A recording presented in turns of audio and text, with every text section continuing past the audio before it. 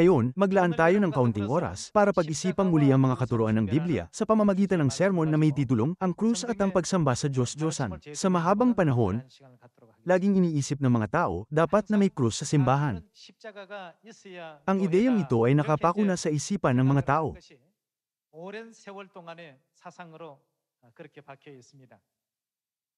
Gayunpaman, pag tiningnan natin ang mga salita ng katotohanan na ibinigay ng Diyos sa pamamagitan ng Biblia, itinuturing sa Biblia bilang pagsamba sa Diyos-Diyosan ang paggalang sa krus.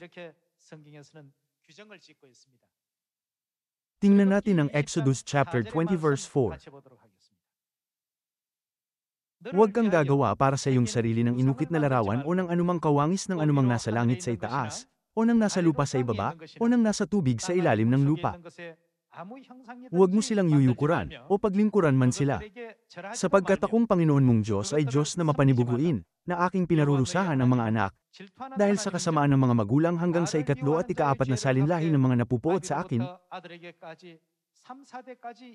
ngunit pinagpapakitaan ko ng wagas na pag-ibig ang libu-libong umiibig sa akin at tumutupad ng aking mga utos. Sa mga salita ng Diyos na nakasulat sa 66 na aklat ng Biblia, may napakahalagang utos, huwag sumamba sa Diyos-Diyosan. Dahil dito, nang si Daniel, Shadrach, Meshach, at Abednego ay dinalang bihag sa Babylonia, ang tatlong kaibigan ni Daniel ay hindi kailanman yumukod sa rebultong ginto. Sinunod nila ang mga katuruan ng Diyos, at hindi nakibahagi sa pagsamba sa Diyos-Diyosan, kahit na nasa harap na sila ng kamatayan. Makikita natin ang kasaysayang ito sa Biblia. Hanapin natin ang parehong kalooban ng Diyos sa Leviticus chapter 26. Tingnan natin ang Leviticus chapter 26 verse 1. Huwag kayong gagawa para sa inyo ng mga Diyos-Diyosan, ni magtatayo kayo ng larawang inanyuan o haliging pinakaalaala. Ni huwag kayong maglalagay ng batong inanyuan sa inyong lupain, upang inyong yukuran iyon, sapagkat ako ang Panginoon ninyong Diyos. Dito, mahigpit na ipinagbabawal sa batas ng Diyos na huwag yumukod sa harap ng mga Diyos-Diyosan, ito man ay larawang inanyuan o haliging pinakaalaala o batong inanyuan. Buksan natin ang Deuteronomy chapter 27 verse 15. Sumpain ng taong gumagawa ng larawang inukit o inanyuan, isang karumal-dumal sa Panginoon na gawa ng mga kamay ng manggagawa, at lihim na inilagay sa isang dako. At ang buong bayan ay sasagot at magsasabi, Amen. Nasusulat na ang lahat ng tao ay magsasabing, karapat-dapat siyang sumpain.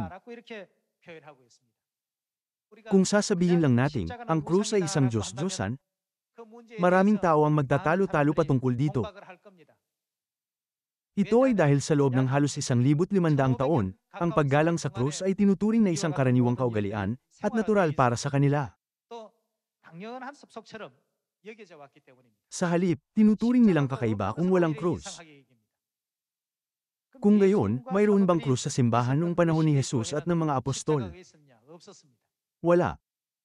Mayroon bang krus pagkatapos pumilangit si Jesus? Wala. Kung mayroon man, ito ay ginamit lang ng mga Romano bilang isang kasangkapan sa pagpatay. Ang krus ay hindi ginamit bilang isang sagradong bagay noong panahon ng unang simbahan o pagkatapos noon.